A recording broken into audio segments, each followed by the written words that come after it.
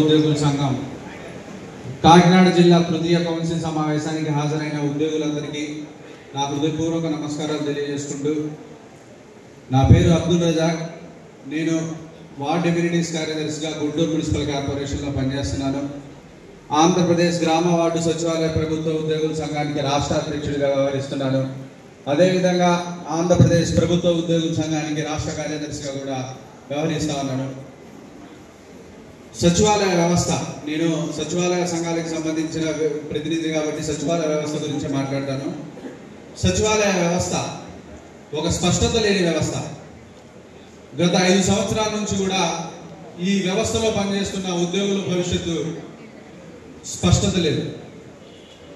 గత 5 సంవత్సరాలుగా ఈ వ్యవస్థలో పనిచేస్తున్న ఉద్యోగులకు జాబ్ చార్ట్కి సంబంధించిన విషయాల్లో ఎటువంటి స్పష్టత లేదు. పదోన్నతులకు సంబంధించిన అంశంలో కూడా ఎటువంటి స్పష్టత లేదు. ఈ సచివాలయాల్లో 19 వివిధ విభాగాలకు సంబంధించిన కేటగిరీ ఉద్యోగులు పనిచేస్తా ఉన్నారు.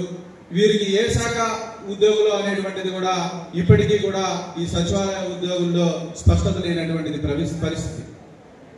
గత 5 సంవత్సరాల నుంచి కూడా సచివాలయ ఉద్యోగులు సకల శాఖ ఉద్యోగులుగా పనిచేస్తూ వివిధ కేటగిరీకి వివిధ శాఖలకు సంబంధించిన అన్ని పనులను కూడా ఈ సచివాలయ వ్యవస్థలోని ఉద్యోగులు నిర్వహిస్తూ ఉన్నారు. దీనన్నిటికీ ఇంత దౌర్భాగ్యకరమైన పరిస్థితి గత 5 సంవత్సరాల నుంచి కూడా మనం చూస్తా ఉన్నాం.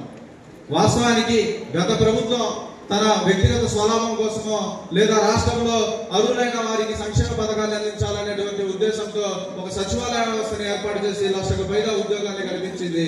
కానీ భవిష్యత్తును మాత్రం అగమ్యచారంగా పరిస్థితి ఏర్పడింది. గత ప్రభుత్వం పరిస్థితి భవిష్యత్తు కల్పిస్తుంది, సచివాలయ ఉద్యోగులకి మంచి భవిష్యత్తు కల్పించింది అనేటువంటి ఆలోచనలో ఈ ప్రభుత్వానికి అందరూ మద్దతు ఇచ్చి ముందుకు తీసుకొని వెళ్తే ఈ ప్రభుత్వంలో సచివాలయ ఉద్యోగుల పరిస్థితి ఆత్మగౌరవం మరింత దిగజారింది అనేటువంటిది వాస్తవ విషయాన్ని గౌరవ కేఆర్ సూర్యనారాయణ గారి దృష్టికి తీసుకొని వస్తా ఉన్నాను. ఎందుకు చెప్తా ఉన్నానంటే ఈ ప్రభుత్వం వచ్చాక సచివాలయ ఉద్యోగుల్ని పెద్ద వాలంటీర్లుగా చేసింది. ప్రతి నెల 4 గంటలకే 4:30 గంటలకే పెన్షన్ పంపించాలనేటువంటి అధికారులు టార్గెట్ విధానం ఇచ్చి సచివాలయ ఉద్యోగులకి నిన్న కూడా వేధించారు సార్. రాష్ట్రంలో ఇప్పటికీ నిన్న ఒక 4-5 ఉద్యోగులను కూడా సస్పెండ్ చేశారు. 250 మందికి పైగా ఉద్యోగులకి సరైన సమయంలో పెన్షన్ ఇవ్వలేదనేటువంటిది ఒక టార్గెట్ బేస్డ్ విధానాన్ని ఈ సచివాలయ వ్యవస్థలో రన్ చేస్తా ఉన్నారు. వీరన్నిటినీ మనం ఖండించాల్సిన అవసరం అయితే ఉంది సార్. నేను ఎందుకు చెప్తా ఉన్నానంటే ఈ ప్రభుత్వం మీద ఎంతో ఆశతో సచివాలయ ఉద్యోగులు ఉన్నారు, ఉన్నత ఉద్యోగవంతులు ఉన్నటువంటిది వ్యవస్థ సచివాలయ వ్యవస్థ. ఈ వ్యవస్థని మానవ వనరుల వినియోగంలో ఈ ప్రభుత్వం సక్రమంగా వినియోగించుకోవాలనేటువంటిది మా యొక్క సచివాలయ ఉద్యోగులందరి తరఫున కూడా మేము ప్రభుత్వానికి విన్నవిస్తా ఉన్నాను.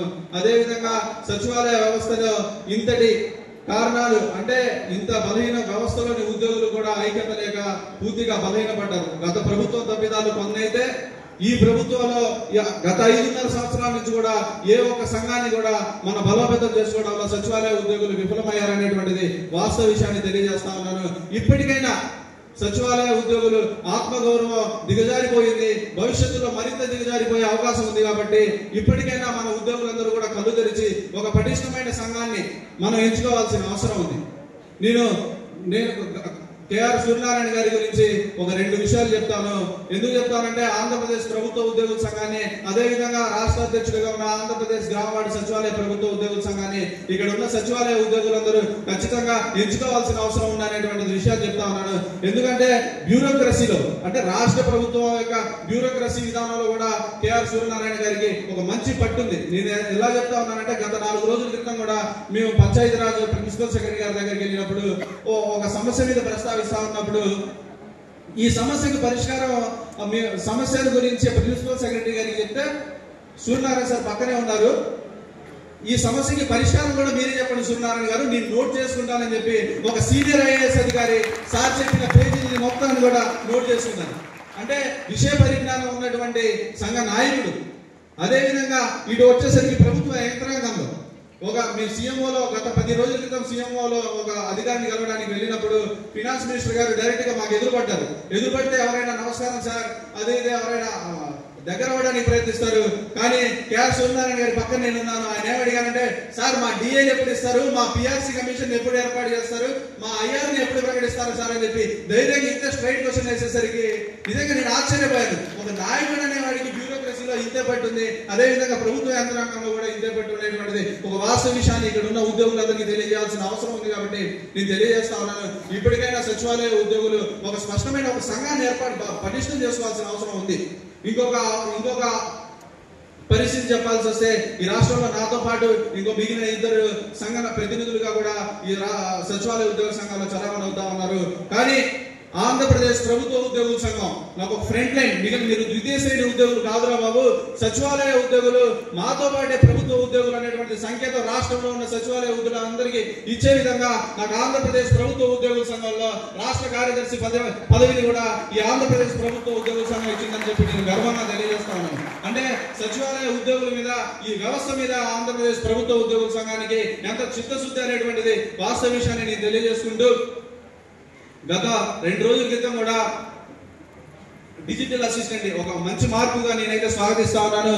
ఈ రాష్ట్ర ప్రభుత్వం ఏదైతే డిజిటల్ అసిస్టెంట్ ని ఒక ప్లానింగ్ విభాగంలో అసిస్టెంట్ స్టాటికల్ ఆఫీసర్ గా మెర్జ్ చేసుకుని ఒక కమిటీని ఏర్పాటు చేసి ఒక 270 పోస్టులని డిజిటల్ అసిస్టెంట్లతో ఈ గ్రామ సచివాలయం పనిచేస్తున్న ఉద్యోగులతో భర్తీ చేయాలనేటువంటిది ఒక మంచి నిర్ణయాన్ని తీసుకుంది. ఈ నిర్ణయాన్ని ఆంధ్రప్రదేశ్ గ్రామాల సచివాలయ ప్రభుత్వ ఉద్యోగుల సంఘ రాష్ట్ర అధ్యక్షుడిగా నేను స్వాగతిస్తూ, అదే విధంగా రాష్ట్రంలో వివిధ శాఖల్లో కూడా ఇప్పుడు రాష్ట్రంలో ఉన్న సచివాలయ ఉద్యోగులు పదోన్నతులపై వారి భవిష్యత్తు గురించి ఆలోచిస్తా ఉన్నారు.